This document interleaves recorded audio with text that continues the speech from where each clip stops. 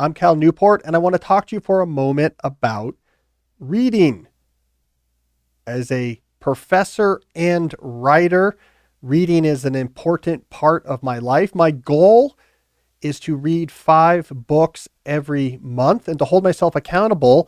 On the first episode of my podcast, Deep Questions, each month, I actually go through the 5 books I read that month before. So you can actually go back and see what I have been reading. Now, people often wonder, how do I do this? 5 books seems like a lot to get through in a month, but I don't actually think it is.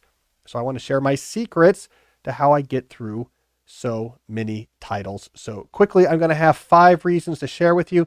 4 are small. The 5th is going to be the big critical one. Now, before we get into those 5 reasons, let's briefly answer the question of why this even matters. Why bother reading so many books? Well, I am convinced that if you do intellectual work, so if one of the primary ways you make money is by creating value with your brain, alchemizing dollars out of the stuff of thoughts, reading is critical to you. Why? Because reading is to your brain what exercise is to your body. To work with books means you're grappling with complex ideas, trying to make connections between different types of theories or ways of seeing the world. It helps your ability to empathetically put yourself into other people's shoes and understand life through other people's eyes. All of this is critical. It's calisthenics for the gray matter up here. It is a huge competitive advantage.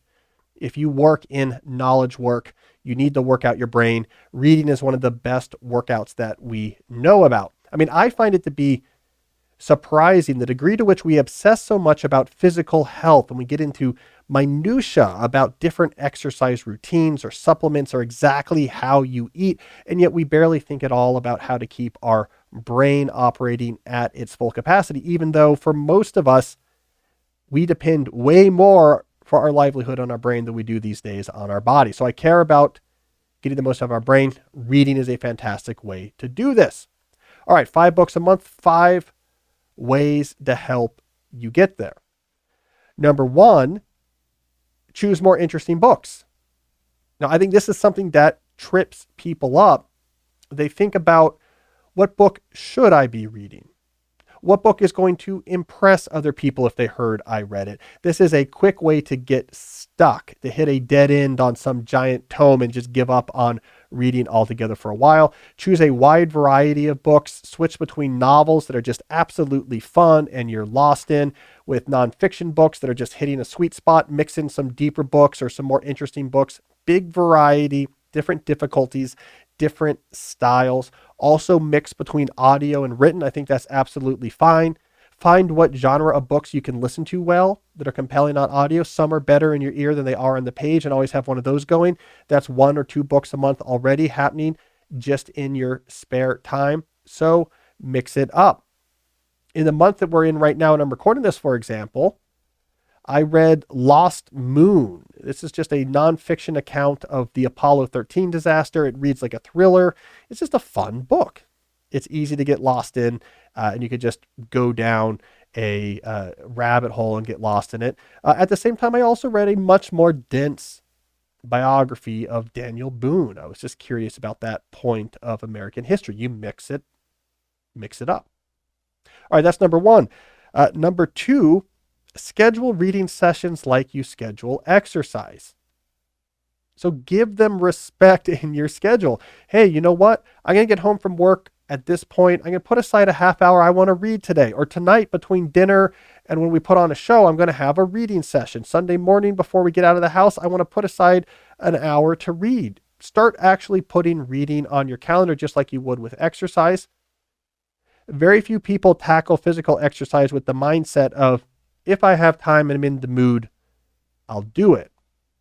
Because we know from long experience that means you will do exactly 0 hours of exercise. The same is true for reading. If you're just saying, hey, if I have a lot of time and I'm in the mood to read, then I'll do it, you're not going to find that time. Pages will not get turned. So treat the activity with respect. Actually schedule time. Number 3, put rituals around reading that makes it more enjoyable. I like, for example, if it's a Friday night, it's the end of a long week, to have a drink with a book and just sort of get lost in my study, just lost in a book and enjoying a little bit of bourbon. There's something to that. I also like leveraging during the nice weather months. My porch, I have a nice porch. I have an outdoor couch on it. There's some columns that frame a bunch of plants in front of me. It's all very verdant. It's all very scenic. I like going out there and reading. If I'm reading a demanding book, I like to have something like tea or coffee with me. If I'm reading a fun book like a novel, I like to have some crackers to chew on. That's an old habit from my childhood. But nice rituals surrounding the reading makes you more likely to do it. Number 4, do closing pushes. This is a big part of my secret to getting through all 5 books each month. When you're just working on a book or two in the background and you get close to finishing one. And by close, I mean you're at that last 100 pages. You have some momentum. You've been working on this book for a while, and you can see the finish line in the hazy distance. You say, you know what? Let's just get this done. I'm going to put aside 2.5 hours. I'm going to hold myself up, and I'm just going to go. I'm going to the coffee shop, hold my calls, 2 hours. I'm going to push. Final sprint, let's get to the finish line. That really helps. So instead of just petering off or trailing off as you get towards the end of a book, this allows you to actually push to get done. This brings us to the 5th idea for reading more each month, the most important of the 5 ideas I talk about in this video. And that is to take everything interesting off your phone. This is my secret weapon. Perhaps the most important secret weapon I have to support my reading life is the fact that I have never had a social media account. The effect of this is that my phone is not very interesting. There's not much for me to look at on my phone that is going to distract me. So what do I do when I'm bored? I'm at the table. I'm just sitting around the house waiting for someone to come over. I've woken up early before my kids and I don't know what to do with myself. I read. Reading becomes my default activity when I don't have something else to do. Now, remember when Apple first introduced a few years ago that screen time feature? And it revealed to people how much time they were actually spending on their phone. And everyone was surprised. They were seeing 2 hours, 3 hours, 4 hours a day they were looking on their phone. That is a lot of time. We underestimate how much time we spend looking at those little glowing pieces of glass. Imagine how much reading you get done if that 2, 3, 4 hours a day was diverted towards pages in a book. Tell you what, 5 books a month no longer looks all that difficult. So take everything interesting off your phone. Take off the social media apps, take off the YouTube apps.